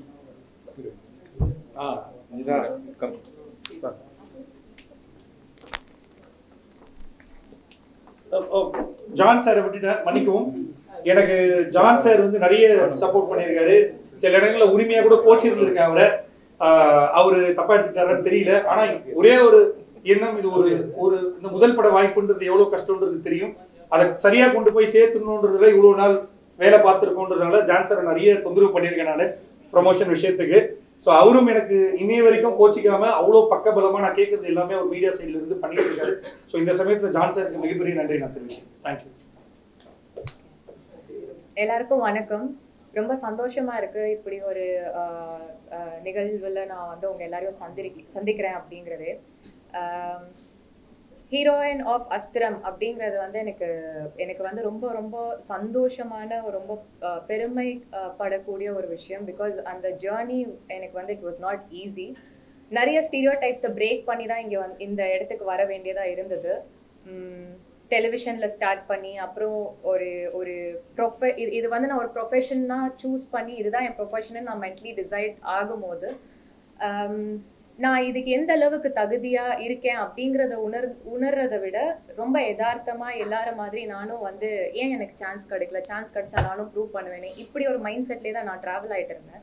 But there was a situation, ஒரு கட்டத்தில் இதை இப்படி பார்க்காம வேற ஏதாவது பெர்ஸ்பெக்டிவ்ல பார்க்கலாமான்னு நினைக்கக்கூடிய ஒரு தருணம் வந்தது. அதுதான் வந்து சினிமாக்கு டைம் ரொம்ப முக்கியம்னு சொல்லுவாங்கல்ல, அதுதான் அந்த டைமான்னு எனக்கு தெரியல. அது அப்படிதான் நான் நம்புறேன். தட் டைம் இதை வேற பெர்ஸ்பெக்டிவ்ல பார்க்கும்போது நான் ஏன் சான்ஸ்க்காக இங்கே போகணுமா அங்கே போகணுமா, ஏன்னா எங்கே போகணும்னு தெரியாது போகணும்னு நினைச்சாலும். ஸோ என்ன பண்ணணும்னு தெரியாத போது நம்மளே ஒரு சான்ஸ் கிரியேட் பண்ணிக்கலாமே அப்படிங்கிற ஒரு ஐடியா வந்தது. அப்படி பண்ணது தான் நீ போதும்.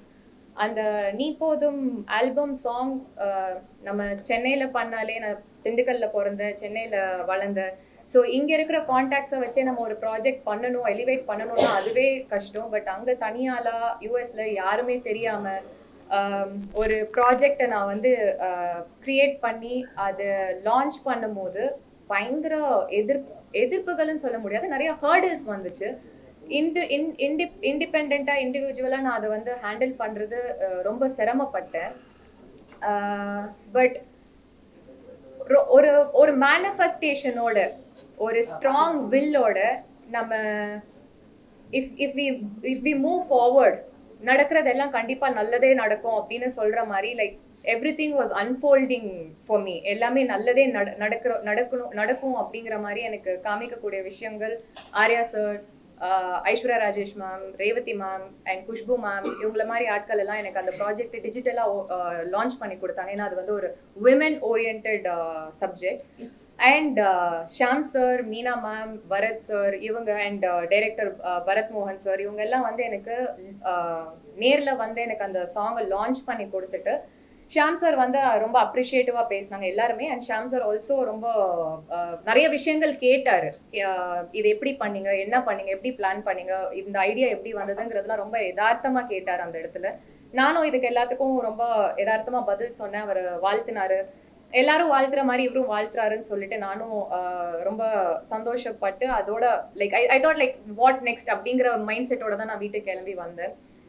வித்தின் வீக் ஆர் 2 எனக்கு வந்து அரவிந்த் சார் கிட்ட இருந்து ஒரு கால் வந்தது. என்னோட நீ போதும் வந்து லேரி அண்ட் டி சீரீஸ் அவங்க கிட்ட தான் நாங்கள் பிஸ்னஸ் க்ளோஸ் பண்ணியிருந்தோம்.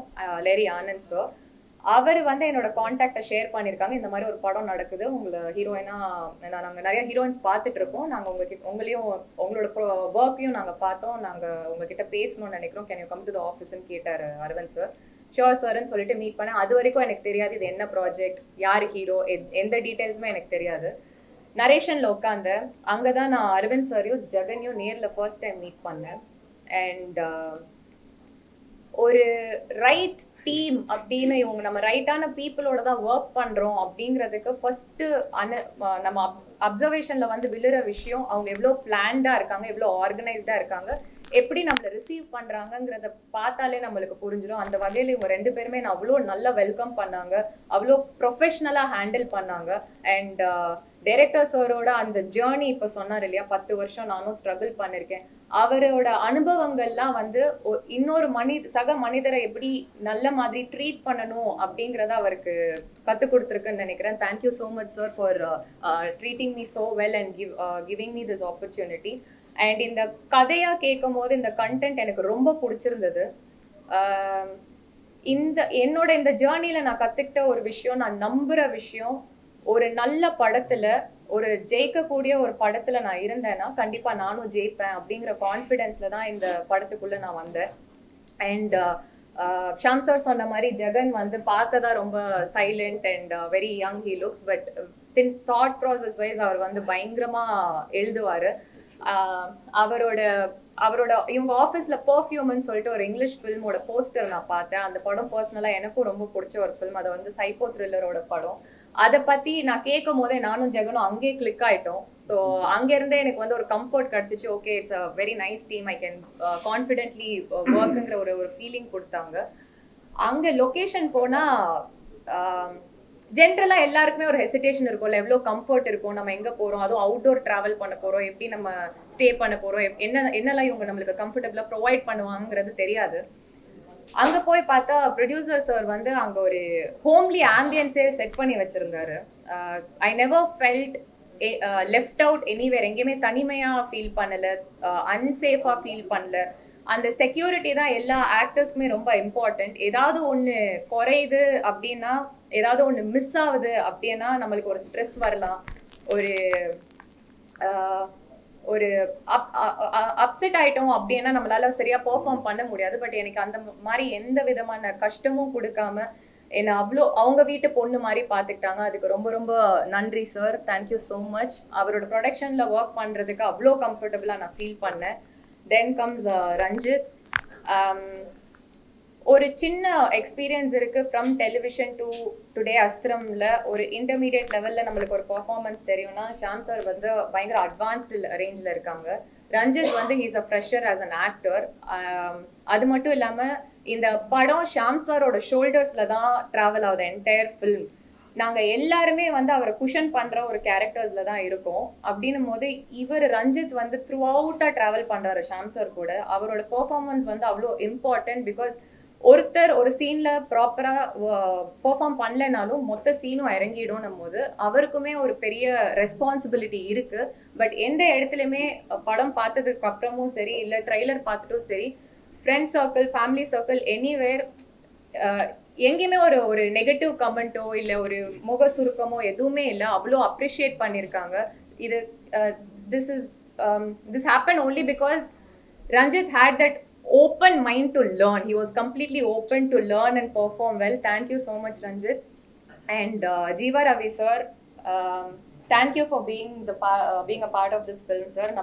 நீங்க சொன்ன மாதிரி காம்பினேஷன் சீன்ஸ் கிடையாது நம்மளுக்கு. ஆனா இவங்களோட character is kind of the base for the film. அதுதான் வந்து ஒரு இட் கிரியேட்ஸ் த ரூட். அப்படின்னும் போது he played a very prominent role. நான் ஜீவா ரவி சாரை வந்து நிறைய ஆட்ஸ்ல பார்த்துருக்கேன், மிருதன் ஃபிலிம்ல பார்த்துருக்கேன். எல்லா இடத்துலையுமே வந்து ஒரு நெகட்டிவ் ஷேட்ல ப்ளே பண்ணிருப்பாங்க. பட் இங்கே கம்ப்ளீட்டா ஒரு எமோஷனல், நீங்க ட்ரெய்லர் பார்த்துருந்தீங்கன்னா தெரிஞ்சிருக்கும், அவரோட ஒரு க்ரைங் சீக்வன்ஸ் வச்சிருப்பாங்க.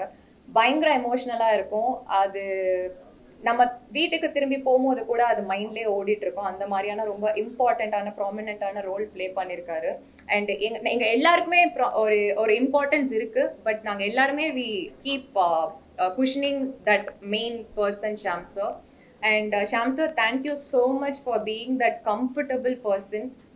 ஒரு 20 வருஷத்துக்கும் மேற்பட்ட உங்களோட இந்த ஜேர்னியில் heroines like Jyothika ma'am, Simran ma'am, Trisha மேம்ல டெபியூ ஆனது, அசின் மேம்ல டெபியூ ஆனது எல்லாருமே உங்க கூட தான். அப்படின்னும் போது நானும் உங்க கூட டெபியூ ஆகிற ஒரு வாய்ப்பு கிடைச்சிருக்குங்கிறதே நான் வந்து ரொம்ப பெரிய வரமா நான் பார்க்குறேன்.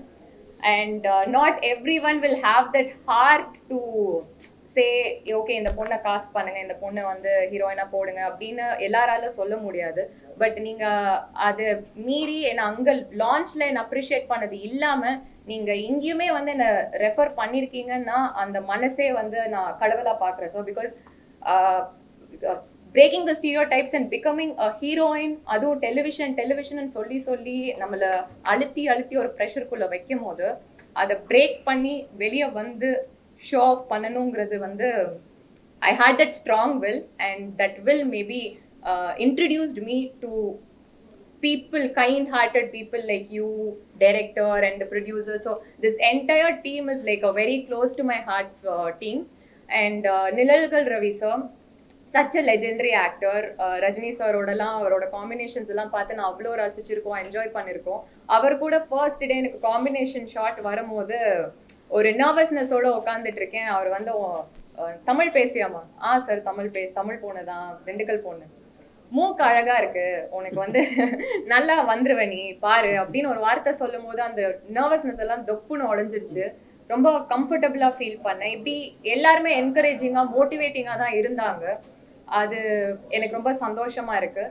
Now I can very honestly and proudly say, இந்த அஸ்திரம்ங்கிற படம் என் வாழ்க்கையில எனக்கு கடவுள் கொடுத்த அஸ்திரம். இதை வச்சு இதை வரமா கொடுத்துருக்காரு, இங்க இருந்து யூ டேக் ஆஃப் அப்படின்னு சொல்லி எனக்கு கிடைச்ச வரமா நான் பாக்குறேன். And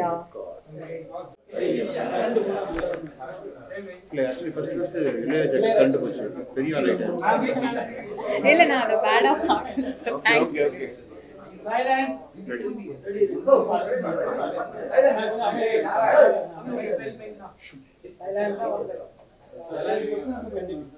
so that's fine, thank you so much. இதுவுமே வந்து ஒரு கடவுள் எனக்கு கொடுக்குற ஒரு விஷயம் மாதிரி இருக்கு. அண்ட் ஜான் சார், இவர் வந்து எனக்கு நீ போதும் டைம்ல இருந்தே எனக்காக ஒர்க் பண்ணி கொடுத்துருக்காரு. ஸோ அவருக்கும் தெரியும் என்னோட விஷன் என்ன, என்னோட கோல் என்ன. அண்ட் அவருக்கும் 2 பொண்ணுங்க. அவர் என்ன பார்க்கறது வந்து அவரோட டாட்டர் மாதிரி நீங்க வளர்ந்து வரணும் அப்படின்னு வந்து ஜென்யூனா எனக்காக ஃபீல் பண்ற ஒரு மனிதர். இந்த மாதிரி ஆட்கள் வந்து நம்மளை சுத்தி இருக்காங்கன்னும் போதே ஒரு நம்பிக்கையான ஆட்கள் நம்மளை சுத்தி இருக்காங்கன்னா நம்ம இன்னும் கான்ஃபிடென்ட்டா மேல வளர்ந்து போயிட்டே இருக்கலாம். அதை நான் ரொம்ப ஸ்ட்ராங்கா பிலீவ் பண்றேன். And as I previously set, நிறைய ஸ்டீரியோ டைப்ஸோட கேள்வி கேட்டு நான் என்னோட ஜேர்னியை தொடர்ந்தேன். அந்த வகையில ஈவன் அபவுட் ப்ரெஸ் என்ன நிறைய பயம் கொடுத்துனாங்க. உங்களை பத்தி இப்படி எழுதுவாங்க, அப்படி எழுதுவாங்க, இதை சொல்லுவாங்க, அதை சொல்லுவாங்க. பட் பிரதர்ஸ், ஐ ஸ்வேர், நான் உங்களை ரொம்ப நம்புறேன். உங்க வீட்டு பொண்ணா நினைச்சு ஒரு திண்டுக்கல் டு அமெரிக்கா ஒரு ஜேர்னி நானும் பண்ணியிருக்கேன். ஸோ அங்க இருந்து இன்னும் நிறைய இந்த படம் எனக்கு கிடைச்சிருக்கு. இந்த படத்துல இருந்து இன்னும் நிறைய வளரணும்னு நான் எதிர்பார்க்கிறேன். உங்களோட சப்போர்ட்டோட, ஆடியன்ஸோட சப்போர்ட்டோட, கடவுளோட ஆசீர்வாதத்தோட கண்டிப்பா நான் வின் பண்ணுவேன் நம்புறேன். நன்றி.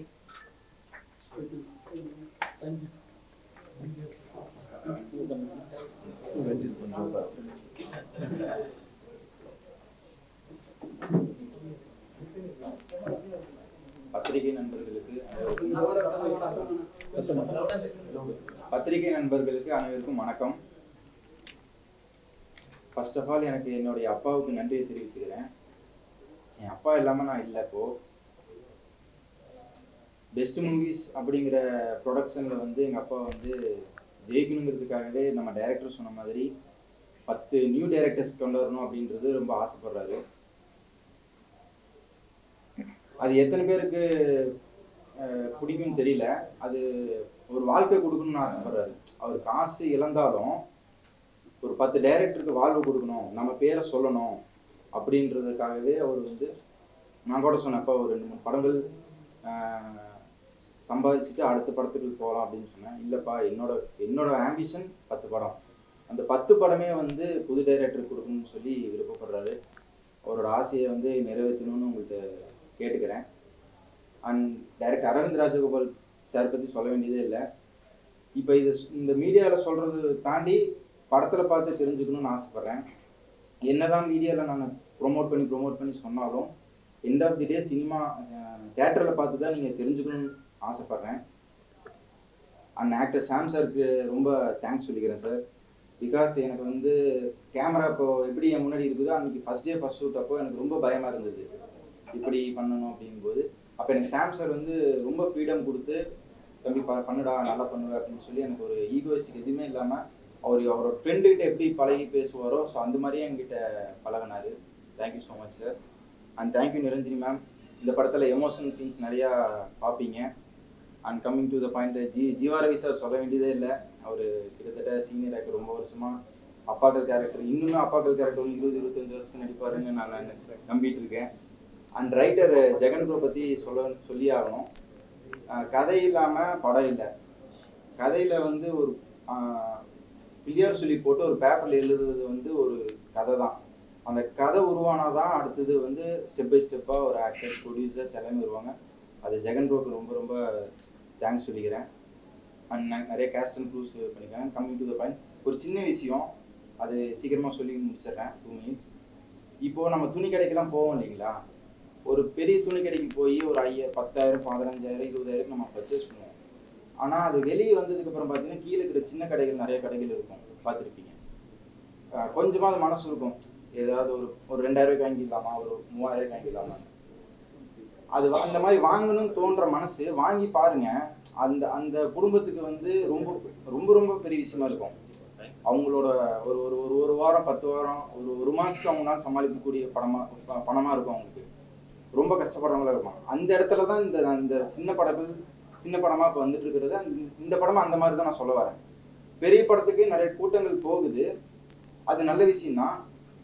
அதே சமயம் சின்ன படங்களுக்கும் ஒரு விதமான கூட்டங்கள் வரும்னு ஆசைப்படுறேன். அப்போ தான் அவங்களோட திறமைகள் எல்லாமே வந்து வெளியே வரும். ஆக்டர்ஸாக இருக்கட்டும், டைரக்டர்ஸாக இருக்கட்டும்.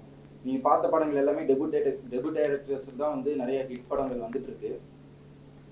ஸோ அதனால் வந்து கல்யாணத்துக்கு வந்து சாப்பாடு சாப்பிட்டு நல்லா இருக்கா நல்லா இல்லையான்னு வந்து பார்த்து சாப்பிட்டதுக்கு அப்புறம் தான் தெரியும். ஸோ அந்த மாதிரி கல்யாணத்துக்கு இன்வைட் பண்ணியிருக்க மாதிரி இந்த படத்துக்கு இன்வைட் பண்ணுறோம். அதை சாப்பிட்டுட்டு நீங்கள் வந்து படத்தை பார்த்துட்டு எனக்கு வந்து நல்லா இல்லைனாலும் நல்லா இல்லைன்னு சொல்லுங்கள், நல்லா இருக்குன்னா நல்லா இருக்குன்னு சொல்லுங்கள். Thank you so much. தேங்க்யூ. பத்திரிகை நண்பர்கள் அனைவருக்கும் வணக்கத்தை தெரிவித்துக் கொள்கிறேன். ஊர் சொந்த ஊர் ஈரோடு. எனக்கு சிறு வயசுலேருந்தே வந்து சினிமா பார்க்குறது மட்டும்தான் பெரிய ஹாப்பி.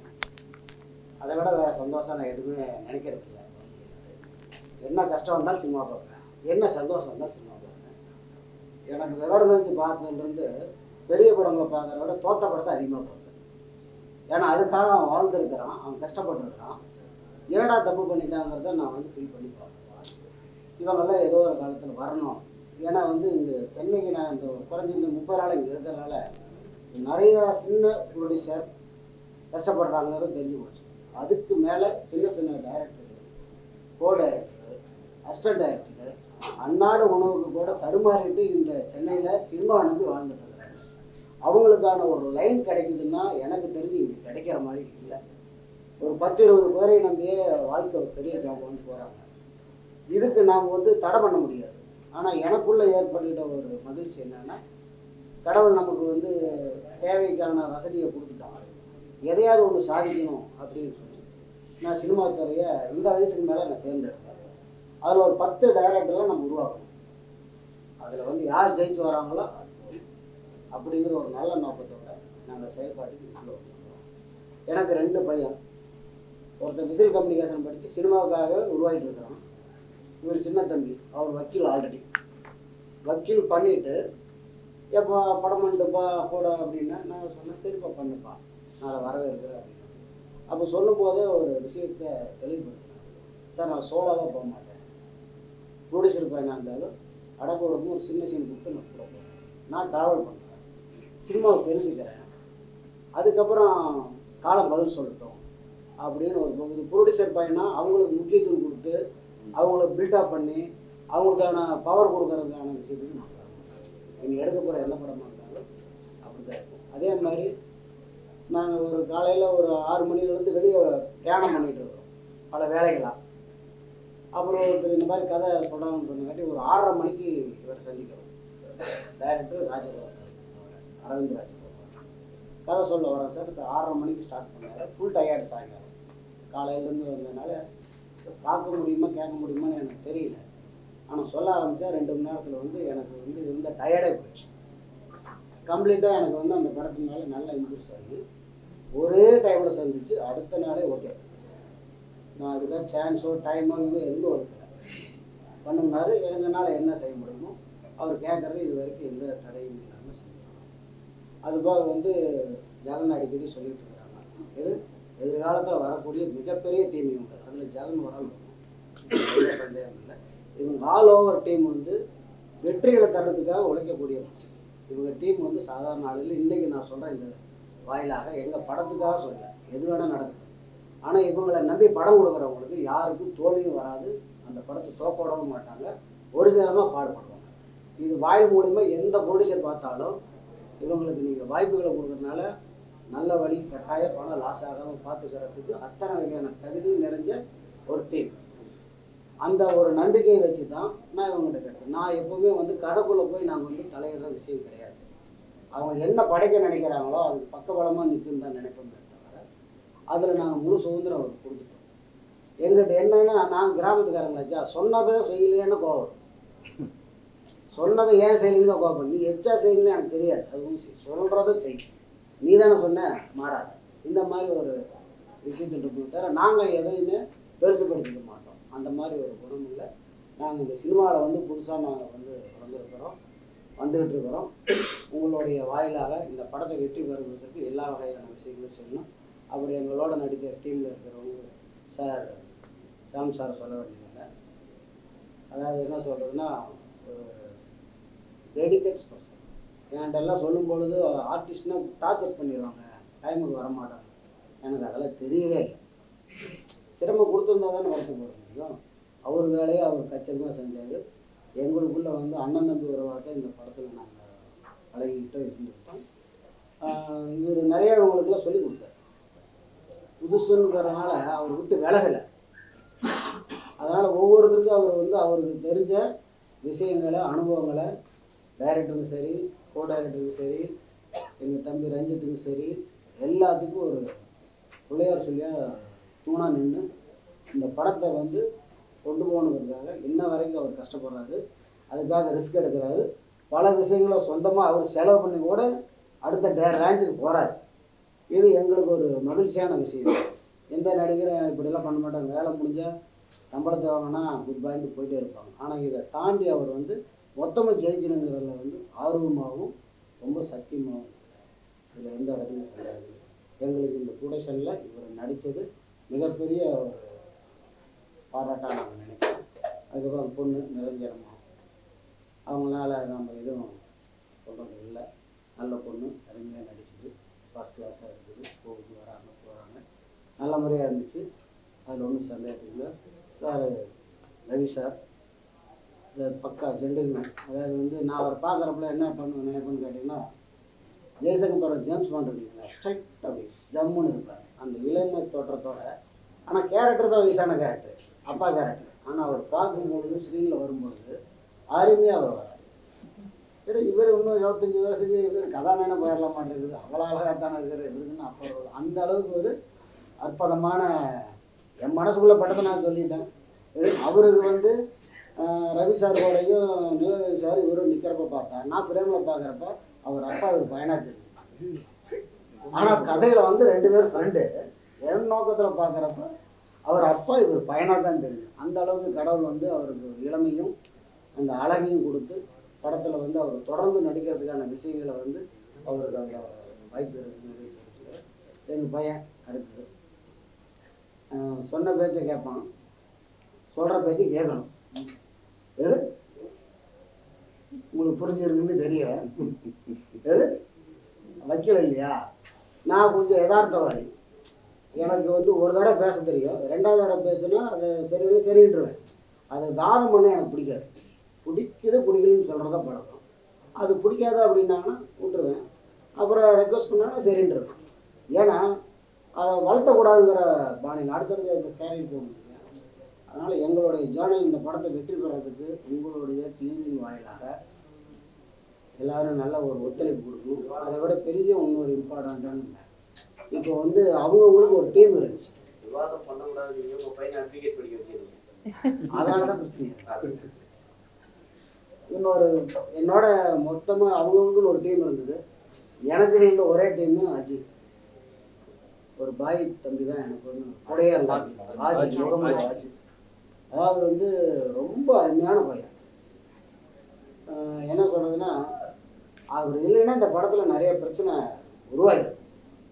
ஆனால் அதை பேலன்ஸ் பண்ணக்கூடிய சக்தி மொத்தத்தையும் அவன் காப்பாற்றிருக்கிறான்னா அந்த பாய் முகமது என்னோட நிழலாக இருந்து, நான் தூங்கினாலும் அவர் தூங்காமல் இருந்து, நான் சாப்பிட்டாலும் அவர் சாப்பிடாமல் இருந்து, நான் போக முடியாத இடத்துக்கு அவர் போய் அவ்வளோ வேலைகளையும் இந்த படத்துக்கு வந்து சிறப்பாக செஞ்சு இந்த படத்துக்கு வந்து வெற்றி அடைஞ்சுது அப்படின்னு சொன்னால் முதல்ல நான் அவருக்கு தான் நன்றி சொல்லுவேன். இந்த கூட்டத்தில் வந்து அவ்வளோ ஒரு உழைப்பாளி. காசு பணங்கள்லாம் 2வது, யார் பர்சன் அப்படின்னு உழைச்சதில் பார்த்தா என்னை தாண்டி போயிருக்கிறார். அவர் ஒரு அற்புதமான மனிதர். அவருக்கு இந்த மீடியம் வாயிலாக நன்றி தெரிவிச்சுக்கிறேன். இந்த படத்தை வெற்றி பெற செய்வதற்கு உங்களுடைய ஒத்துழைப்பிலும் அனைத்து தொலைக்காட்சியும் தாறுமாறு கேட்டுக்கொண்டு உங்களை அன்புடன் நன்றி தெரிவிச்சுக்கிறேன். மார்ச் 7 மார்ச் 7ஆம் தேதி இந்த படம் வந்து அஸ்திரம் படம் ரிலீஸ் ஆகுது. கண்டிப்பாக ஒரு த்ரில்லர் ஃபார்மேட்டில் ஒரு இன்ட்ரெஸ்டிங்கான ஸ்க்ரீன் பிளேயோட இந்த படம் வந்து முழுசாக ஒரு நல்ல படமாக அமைஞ்சிருக்கு. கான்ஃபிடண்ட்டாக எனக்கு சொல்ல முடியும், இது வந்து டெஃபினட்டாக உங்கள் டைமுக்கும் சரி, நீங்கள் காசு கொடுத்து டிக்கெட் வாங்குற ஒரு அந்த காசுக்கும் சரி, it will be worth it. வந்து இந்த படத்தை பார்த்து என்கரேஜ் பண்ணி இந்த யங் டீமை, நியூ கமர்ஸை என்கரேஜ் பண்ணி அவங்களுக்கு சக்ஸஸை கொடுப்பீங்க நான் நம்புகிறேன். அஸ்திரம் releasing on March 7th. Please watch it in theaters. Thank you. நீங்க வந்து வாரிசுக்கு அப்புறம் ஸ்டார்ட் பண்ற நல்ல புது அப்கமிங் டைரக்டர் ஸ்டார்டிங் பண்ணிருக்காரு. பேரு வந்து அஸ்திரம் கொடுத்துருக்காரு. இந்த படம் உங்களுக்கு அடுத்த சினிமா கேரியருடைய பிரம்மாஸ்திரமா கொடுத்துருக்காரா? பிரம்மாஸ்திரமா கொடுத்துருக்காராங்கிறது மார்ச் 7ஆம் தேதி நம்ம ஆடியன்ஸ் அதை சொல்லிடுவாங்க. பட் எனக்கு என்னடானா, ஒரு நல்ல டைரக்டரோட ஒரு நல்ல கதையில நடிச்சிருக்கிற திருப்தி எனக்கு இருக்கு இப்போ. அதாவது நான் சொன்ன மாதிரி ஃபஸ்ட்டு நம்ம என்டர் ஆகும்போது ஒரு நடிகனா மட்டும்தான் ஆகணுங்கிற ஒரு எண்ணத்தில் உள்ளே வந்தேன். ஜீவா சார் எனக்கு ஒரு வாய்ப்பு கொடுத்தாரு. பட்டு மற்ற விஷயங்கள், மற்ற எக்ஸ்பீரியன்ஸ் எதுவுமே இல்லை அந்த டைமில். சில தவறுகள் நடந்தது. பட் அது மாதிரி அதை வந்து நான் நெகட்டிவாக எடுத்துக்கிட்டு டிப்ரெஷனில் போகிற ஆள் நான் கிடையாது. நான் எப்போதுமே நாளைக்கு என்ன அப்படிங்கிற யோசிக்கிற ஒரு ஆள் தான் நான்.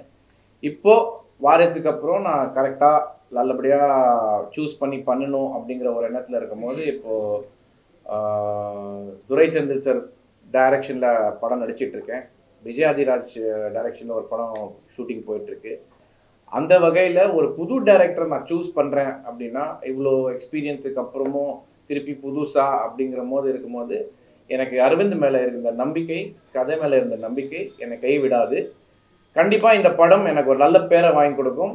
அதே நேரத்தில் ஒரு நல்ல படத்தை தேர்ந்தெடுத்து நடிச்சிருக்கேங்கிற பேரும் எனக்கு இந்த படம் நிச்சயமாக கொடுக்குங்கிறதுல எந்த சந்தேகமும் இல்லை. ஆர்டிஸ்ட் பட டைம்ல வந்து உங்க ரசிகர்கள் என்ன சொன்னாங்கன்னா கம்பேக் ஷாம் சொல்லிட்டு ரொம்ப சோஷியல் மீடியா ட்ரெண்ட் பண்ணாங்க. அந்த நேரத்துல வந்து உங்களுக்கு என்ன தோணுச்சு? ஏன்னா அதுக்கு முன்னாடி வந்து உங்களை வந்து யாரும் வந்து மேக்ஸிமம் பேசல. வாரிசுல நடிக்கும் போது எல்லாம் உங்களுக்கு பேச ஆரம்பிச்சுட்டாங்க. அதுக்கப்புறம் ஏன் சார் இந்த டிலே, ஒரு டிலே? அதுதான் இப்போது ஃபஸ்ட்டு 12 வீக் அப்புறம் 4 படம் இமீடியட்டாக சைன் பண்ணேன். அந்த தவிர இப்போ நான் பண்ணக்கூடாதுங்கிறதுல ரொம்ப கிளியராக இருக்கேன். ஒரு படம் பண்ணாலும் கரெக்டான படம் பண்ணலான்ட்டு. இப்போ நான் வாரிசுக்கு அப்புறம் கோலி சோடான்னு ஒரு வெப் சீரிஸ் விஜய் மில்டன் டைரக்ஷனில் பண்ணியிருக்கேன். அது ஹாட்ஸ்டாரில் ரிலீஸ் ஆயிடுச்சு. அதுக்கப்புறம் இப்போ அஸ்திரம், நொடிக்கு நொடி, அப்புறம் துரை செந்தில் சாரோட இயக்கத்தில் ஒரு படம். இந்த எல்லா படமும் சிறப்பாக இருக்கும், நல்ல படமாக இருக்கும், நல்ல டைரக்ஷனாக இருக்கும். என்னோட ரோலும் என்னோட பெர்ஃபார்மன்ஸும் ரொம்ப நல்லா இருக்குங்கிறதுல எனக்கு எந்த நம்பிக்கை எந்த டவுட்டும் இல்லை. அதே நேரத்தில் தெலுங்குலேயும் நடிக்கிறேன், கன்னடாலையும் நடிக்கிறேன். ஸோ இது வந்து போயிட்டு தான் இருக்குது. 6 கேண்டில் நீங்க வந்து உடம்ப வருத்தி ஒரு ஆக்டிங் கொடுத்துருப்பீங்க. இதுல ஏதாவது ஸ்பெஷல் வச்சிருக்கீங்களா இந்த படத்துல? இதில் அந்த மாதிரியான ஒரு ஸ்கோப்போ இல்லை பெர்ஃபார்மன்ஸ் டிமாண்ட் அப்படி கேட்கல. பட் என்னென்னா படம் முழுக்க இவங்க சொன்ன மாதிரி ஷாமோட ஷோல்டரில் இந்த படத்தை கேரி பண்ணுற அளவுக்கு அந்த ஸ்க்ரீன் ப்ளே இருந்தது. ஸோ அதில் நான் ரொம்ப கவனமாக இருந்தேன். என்னை நம்பி இந்த படத்தை இவ்வளோ எல்லா சீனும் நான் தான் கேரி பண்ணணும் அப்படிங்கிற ஒரு விஷயத்த ஃபோக்கஸ் பண்ணி, நல்ல வேளை எனக்கு ஒரு விஷயம் என்ன அமைஞ்சதுன்னா இந்த படத்தில் ஒரே டைமில் ஷூட் பண்ணதுனால வேறு எந்த டீவியேஷனோ டிஸ்ட்ராக்ஷனோ வேறு ஒரு ஷூட்டிங் போயிட்டு வந்து இங்கே அட்டென்ட் பண்ணுற மாதிரி இல்லாமல் இந்த படத்தை முழுக்க ஒரே ஷெட்யூலில் முடித்ததுனால பார்த்தவங்க சொன்னது என்ன அப்படின்னா, ஷாம் சார் வந்து கரெக்டாக அந்த புரிஞ்சுக்கிட்டு எடுத்துகிட்டு போயிருக்காரு. எங்கேயுமே தப்பு இல்லாமல், ஒரு ட்ராப் இல்லாமல் அந்த ரோலை கரெக்டாக பர்ஃபார்ம் பண்ணியிருக்காரு அப்படின்னு சொல்லி வந்து எனக்கு ரொம்ப சந்தோஷமாக இருந்தது. தோல்வி இதெல்லாம் வந்து புதுசாக இவங்க சொன்னாங்க, அப்படின்னு இது பண்ணாங்க. ஆனால் உங்களுக்கு ஹைட்டு, கலரு, அழகு எல்லாமே இருக்கு. இந்த எந்த இடத்துல கோட்டையை விட்டுட்டீங்க? கோட்டையை விட்டுட்டேன்னு நான் சொல்ல மாட்டேன். பட் ஃப்ரெண்ட்ஸுங்க இருந்தாங்களா? இல்லை அது இல்லை கேட்டு இல்லை அப்படி கிடையாது. ஆக்சுவலாக வந்து எல்லாருக்குமே வந்து ஒரு டைம் அமையணும், வெற்றியும் அமையணும். இப்போ நான் வந்து சினிமாவுக்கு வரும்போது நான் பெரிய ஒரு ஜேர்னிலாம் நான் கிராஸ் பண்ணல. ஒரு 3 இயர்ஸாக ட்ரை பண்ணேன், ஒரு பெரிய சந்தர்ப்பம் கிடைச்சது. இப்போவும் வந்து 12B படங்கிறது வந்து எனக்கு மிகப்பெரிய ஒரு டெபியூ வெஹிக்கிள் தான் அது. பட் மற்றவங்க நடிகர்கள்லாம் எடுத்து பார்க்கும்போது பார்த்தீங்கன்னா அவங்க பட்டிருக்கிற கஷ்டமும் அவங்க கோயிங் த்ரூ ஸ்ட்ரகிளும் பார்த்தீங்கன்னா அவங்க ரொம்ப கஷ்டப்பட்டிருக்காங்க. ஸோ அந்த கஷ்டத்துக்கு இன்னைக்கு சில பேருக்கு, ஃபார் எக்ஸாம்பிள் சிவகார்த்திகேயனை எடுத்துக்கலாம். அவர் சாதாரணமாக வரல. அவர் பல வருஷமாக கஷ்டப்பட்டு டெலிவிஷனில் இருந்து விஜய் டிவியில் ஆங்கர் பண்ணி, அப்புறம் டான்ஸ் ஷோலாம் பண்ணி, அதுக்கப்புறம் ஒரு சந்தர்ப்பம் கிடைச்சி, அதுக்கப்புறம் வெற்றி அடைஞ்சு இப்போ ஒரு ரேஞ்சுக்கு போயிருக்காரு. அது ஒரு அனுபவத்தை ப்ராப்பராக யூஸ் பண்ணிக்கிட்டார் அவர். எனக்கு வந்து கரெக்டாக டெபியூ ஆனதுக்கப்புறம் ஒரு கைடன்ஸ் இல்லாமல் இருந்ததுக்கு காரணம் எனக்கு பேக்ரவுண்ட் இல்லை. பட் அதை நான் குறைய சொல்ல முடியாது. எனக்கு அது தெரிஞ்சு தான் நான் சினிமாவுக்கு வந்தேன். எனக்கு என்ன அப்படின்னா, நான் வந்து ஒரு நல்ல நடிகனாக ஆகணும், நல்ல ஒரு இடத்துக்கு போய் சேரணும் அப்படிங்கிற மாதிரி தான் வந்திருக்கேன். அதை நான் வந்து அது ஒரு ஜேர்னியாக தான் பார்க்குறேன். அப்ஸ் அண்ட் டவுன்ஸ் எல்லாருக்கும் இருக்கும். இல்லை டவுனாக இருந்து அப்பா இருக்கும், இல்லைன்னா அப்பா இருந்து டவுனாக இருக்கும். என்னோட ஜேர்னியில் எப்படி இருந்தாலும் ஐ எம் 1%. நான் ரொம்ப நன்றி சொல்லுவேன் கடவுளுக்கு. ஏன்னா எனக்கு கிடைச்சிருக்க ட்ரீம், என் கையில் கிடைச்சிருக்கிறது வந்து எல்லாருக்கும் கிடைக்காது. பட் இன்ன வரைக்கும் 22 இயர்ஸாக 3 லாங்குவேஜில் நான் நடிச்சுக்கிட்டு இருக்கிறது வந்து I think it's gift from God and I'm very thankful. இங்கேருந்து நம்ம எடுத்துகிட்டு போகலாம். வேற சார் நீங்கள் ஷோ பண்ணல ஜட்ஜா நீங்கள் இருக்கீங்க, அது கீழே வந்து கண்டிஷன் இவர் சிவகார்த்திகாரு, இன்னைக்கு சிவகார்த்திகேயன் அங்கே இருக்காரு. இதை எப்படி பார்க்குறீங்க? சந்தோஷமா இருக்கு. ஏன்னா அந்த ஷோ நடக்கும் போதே நான் சிவகார்த்திகேயன்ட்ட ஒரு தடவை இல்லை 5 தடவை சொல்லியிருக்கேன், இந்த மாதிரி உனக்கு கிஃப்ட் ஆஃப் த கேப், அந்த காமெடி சென்ஸ் எல்லாமே உனக்கு இருக்கு சிவா, கண்டிப்பா உனக்கு ஒரு சான்ஸ் கிடைச்சா நீ வேற மாதிரி டேக் ஆஃப் ஆயிடுவ. 2வது என் வீட்லயும் சரி எல்லார் வீட்லயும் சரி நீ வந்து கிட்ஸை ரொம்ப அட்ராக்ட் பண்ற, அந்த மாதிரிலாம் சொல்லியிருக்கேன். ஸோ இன்னைக்கு அவரோட சக்ஸஸ் வந்து எல்லாருக்கும் சர்ப்ரைஸா இருக்கலாம். பட் எனக்கு வந்து அது கண்டிப்பா நடக்கும்னு அப்பயே நான் உணர்ந்து அவர்கிட்ட சொல்லியிருக்கேன். அவரே என்னை இப்போ பார்க்கும் போதெல்லாம் வந்து பார்த்து பேசுவார், பேசும்போது சொல்லுவார், சார் அன்னைக்கே சொன்னீங்க சார், இந்த கிஃப்ட் ஆஃப் த கேப்பு மக்களுக்கெல்லாம் பிடிச்சிருக்குங்க, அது இப்போது நடந்துகிட்டு இருக்கு சார், தேங்க்யூ சார். அதெல்லாம் வந்து சக்ஸஸ் வந்து it is like how you take it. நம்ம எப்படி எடுத்துக்கிறோம். நான் வந்து குஷியில் ஒரு ஃப்ரேமில் நடிச்சிருந்தேன் விஜயண்ணாவோட, கட் பண்ணால் நான் அப்போது 2 வருஷத்துக்கு அப்புறம் ஹீரோ ஆகினேன். அதெல்லாம் எனக்கு வந்து ஒரு சந்தோஷமான ஒரு பீரியடாக இருந்தது. இப்போது சிவகார்த்திகேயன் அந்த மாதிரி பண்ணுறாரு. பட் நான் எப்படி பார்க்குறேன்னா, கம்பேரிசன் பண்ணாமல் நீ உன் வாழ்க்கையில் நீ சந்தோஷமாக இருக்கியா, நிம்மதியாக இருக்கியா, நீ பண்ணுறதுல சந்தோஷம் கிடைக்குதா, ஜஸ்டிஃபை பண்ணுறியா, சினிமாவை வந்து நேசிக்கிறியா அப்படிங்கிறத தான் நான் பார்த்துட்டு இருக்கேன். அந்த வகையில் எனக்கு சினிமா இது வரைக்கும் எனக்கு கொடுத்துருக்கிறதுல எனக்கு ரொம்ப சந்தோஷம். ஸ்ட்ரகிள், ஃபைட், பேட்டில் எல்லாருக்கும் இருக்குது. அதே மாதிரி நானும் அதை பாசிட்டிவாக எடுத்து போயிட்டுருக்கேன். அவ்வளோதான்.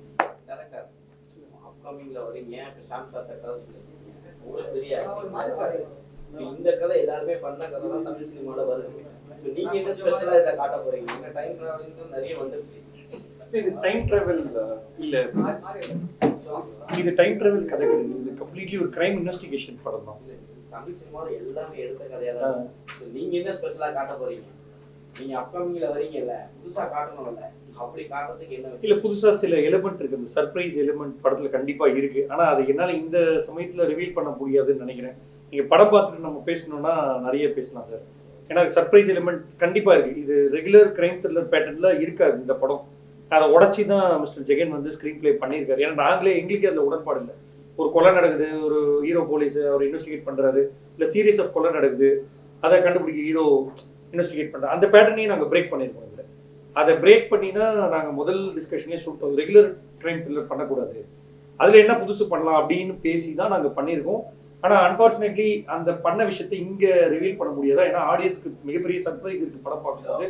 அதனால அதை வந்து நம்ம ஃபீல் பண்ணணும்னு நான் விட்டுறேன். அந்த எக்ஸ்பீரியன்ஸ் அவங்க எக்ஸ்பீரியன்ஸ் பண்ணணும்னு நான் அதுக்கு அதை ரிவீல் பண்ணாதீங்க, ப்ரொடியூசர் ரிவீல் பண்ணுங்க. அவங்க பையனை கதையில இறக்கிருக்கீங்க, அது ப்ரொடியூசருக்காகவா இல்லை பையனை போட்டே ஆகணும் ப்ரொடியூசருக்காகவா? இல்ல சார் வந்து அது ப்ரொடியூசரே சொன்னாரு, என் பையன் நடிச்சாலும் வந்து முக்கியத்துவம் கொடுக்கணும், போஸ்டர்ல வரணும், நான் டான்ஸ் அதெல்லாம் இல்லாம ரஞ்சித்தே வந்து சின்னதா ஸ்டார்ட் பண்ணி நான் போறப்பா சினிமாவை கத்துக்கிறேன் அப்படின்னு சொல்லி தான் அவர் ஒத்துக்கிட்டாரு. இது வரைக்குமே வந்து அவர் எந்த விஷயத்தையும் ஃபோர்ஸ் பண்ணலாம், என் பையன் தான் வரணும், என் பையன் தான் இருக்கணும் அப்படி இல்லை. என்ன ரோல் இருக்கோ அதை பண்ணிட்டோம். படம் முழுக்க இது ஒரு ஒரு ஹீரோ ஓரியன்டட் ஃபிலிம் தான். அது ஒரு எக்ஸ்பீரியன்ஸுக்காக உள்ள போய் கத்துக்கோ அப்படிங்கிற மாதிரி அமைச்சிருக்கா தவிர ஃபோர்ஸ்லாம் எதுவுமே சார். இப்போ நீங்க பெரிய ஆக்டரா இருந்திருப்பீங்க, ஃபர்ஸ்ட் டே ஃபர்ஸ்ட் ஷோலாம் உங்களை வந்து ஆடியன்ஸ் நல்லா கவர் பண்ணிருப்பாங்க. இப்போ வந்து எப்படி இருக்கும் சரிங்களா? அதுக்கப்புறம் வந்து என்னன்னா, இப்போ பெரிய பெரிய படங்கள் வரும்போது சின்ன படங்கள் நசிக்கிறாங்க. அதெல்லாம் பெரிய படம் ரிலீஸ் பண்ணும்போது எந்த படத்தையும் வந்து வெளியிட மாட்டாங்க. அது இல்லாம வந்து ஆடியன்ஸும் உள்ள போக மாட்டாங்க. ஸோ இப்போ இந்த காலகட்டத்துல இப்போ சாரி சொன்னாரு நம்ம சின்ன படம் தான் பண்றோம்ட்டு, நீங்களும் அதை ஒத்துக்குனீங்க. ஸோ இப்போ எப்படி ஆடியன்ஸ் சின்ன படம் பெரிய படங்கிறது வந்து எனக்கு தெரிஞ்சு ரிலீஸுக்கு அப்புறம் தான் சார் முடிவு பண்ணோம். நம்ம சும்மா 100 கோடி எடுத்த படம் பெரிய படமும் கிடையாது, 5 கோடியில் எடுத்த படம் சின்ன படமும் கிடையாது. அது ரிசல்ட் என்ன? இப்ப லப்பர் பந்து பெரிய படமா சின்ன படமா நீங்க சொல்லுங்க. ஆனா எனக்கு தெரிஞ்சு அதுதான் மிகப்பெரிய படம். 5 கோடி போட்டு 25 கோடி எடுக்கிறது தான் மிகப்பெரிய ஸ்ட்ரென்த். அதுதான் வந்து பிசினஸ் ஸ்ட்ராட்டஜியா இருக்கும். துணிவு பத்தி பேசல நான் சொல்ல வர்றது வந்து சின்ன படம் பெரிய படம் வந்து சக்சஸ் ரேட் வச்சுதான் போவோம். அதனால கண்டென்ட் ஜெயிச்சிருச்சுன்னா அது பெரிய படம். இன்னைக்கு வந்து லப்பர் பந்து வந்து மிகப்பெரிய படம். ஓட்ட பந்தீங்கன்னா எல்லாம் ஓடணும்ல, ஓட்ட பந்தீங்கன்னா எல்லாம் ஓடணும்ல. ஆமா, விடாமுயற்சி ஒரு படம் வந்துச்சு, எந்த படமும் வரவே இல்லையே, ஏன் அது சொல்லுங்க. அதுக்கு நான் ஏன் பதில் சொன்னது தெரியலையே. இல்ல நீ ஃபர்ஸ்ட் நீ ஒரு நிமிஷம், விடாமுயற்சிக்கும் எனக்கு என்ன சம்பந்தம்? இல்ல சார், நீங்க சின்ன படம் இல்ல, எது சின்ன படம் இல்ல? சின்ன படம் லப்பர் பந்து ஒரு சின்ன படம் இல்ல, அது வந்ததுக்கு அப்புறம் வெற்றி பெற்ற. அவரு சொன்னது வந்து பெரிய படம் சொல்லும் போது நான் அவர்கிட்ட என்ன கேட்டேன்னா, சின்ன படமும் பெரிய படம் நீ எப்படி வித்தியாசப்படுத்துவேன்னு கேட்டேன். எனக்கு தெரிஞ்சு சக்சஸ் ஆகுறது தான் பெரிய படம். சின்ன படங்கள் ரசிக்கிறாங்களா இல்லையா? எல்லா படமும் ரேஸ்ல போயிட்டு அதுல வந்து ஜெயிச்சு வருது. ஓகே, அந்த வீட்ல வந்து அந்த படம் மட்டும் தான் ரிலீஸ் பண்ணாங்க, வேற எந்த படத்தையும் வந்து ரிலீஸ் பண்ண விடல அந்த சைடுல இருந்து. அதுக்காக தான் சோ இந்த மாதிரி சிச்சுவேஷன் நீங்க மாட்டீங்கன்னா என்ன பண்ணுவீங்க? படங்கள்லாம் அமுக்குறாங்களா இல்லையா அதான் கேள்வி. நசிக்கிறாங்களா இல்லையா சிறு படங்களுக்கு? அப்படி ஒன்றும் நடக்கல சார். சி, தளபதி படம் வரும்போது அவருக்கு தான் அந்த மாஸ் ஓப்பனிங் இருக்கும். அதே மாதிரி தலை வரும்போது அவருக்கு தான் மாஸ் ஓப்பனிங் இருக்கும். அந்த நேரத்துல ஒரு கஷ்டப்பட்டு ஒரு தயாரிப்பாளர் வந்து ஒரு 4 கோடி ஒரு படம் எடுத்ததை போய் அங்க போய் போட்டு நான் ஈக்குவலா ஓடுறேன் அப்படின்னு சொன்னாருன்னா அது தப்பான விஷயம். சார் அடுத்த வாரம் 10 படம் ரிலீஸ் பண்ணாங்க, சின்ன படங்கள் மட்டுமே. அந்த வீக் வந்து அந்த படம் மட்டும் ரிலீஸ் பண்ணாங்க. ஸோ அதுக்காக இது மாதிரி விஷயத்துல வந்து பெரிய பெரிய ப்ரொடியூசர்லாம் வந்து சிறுபட தயாரிப்பாளரை வந்து நசிக்கிறாங்க உடனே. இல்ல சார், நசுக்குறாங்கிற வார்த்தை தப்பான வார்த்தை. யாரும் நசுக்க முடியாது.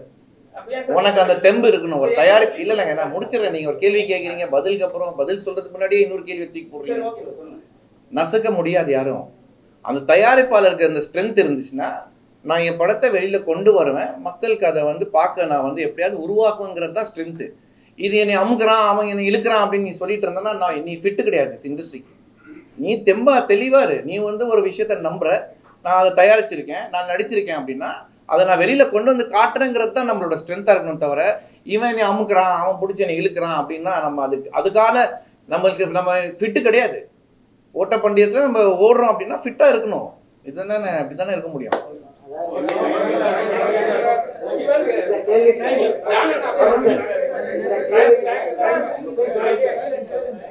இந்த கேள்விக்கு ஒரு ப்ரொடியூசர் ஹீரோ பதில் சொல்லுங்க.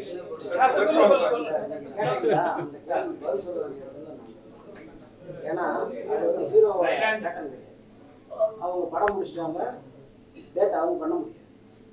நாங்கள் தான் வந்து அதுக்கப்புறம் போஸ்ட் ப்ரொடக்ஷன் வேலையை முடிச்சுட்டு எல்லா பிரச்சனையும் சமாளிச்சுட்டு ஒரு விநியோகஸ்டர் வந்து நிற்கிறப்போ இந்த சிக்கல் ஏற்படும். நான் விடாமுயற்சியோட வரேன்னு சொன்னேன். உங்களுக்கு யாருக்கா தெரியுங்களா? நான் சொன்னேன் விடாமுயற்சியோட நாங்கள் வர தயார். நாங்கள் சின்ன படம் பெரிய படம் நாங்கள் பயப்படல, அவர் கூட நாங்கள் வரோம் அப்படின்னு நாங்கள் டேட் அறிவிச்சோம். இது நான் கேட்டது, எங்களுக்கு தியேட்டர் தர்றதுக்கு யார் இருக்கா? முதல் படத்துக்கு எங்களுக்கு முதல் ஷோ தரக்கூடாது. 6 மணி ஷோ 9 மணி ஷோ 150 தேட்டர் தரேன்னு சொன்னீங்க. எனக்கு விடாமுயற்சியில் கொடுங்க, நான் ரிலீஸ் பண்ணுறேன். அதுக்கு யார் தரல? இந்த சினிமா இண்டஸ்ட்ரியில் இருக்கக்கூடிய விஷயங்கள் தான்.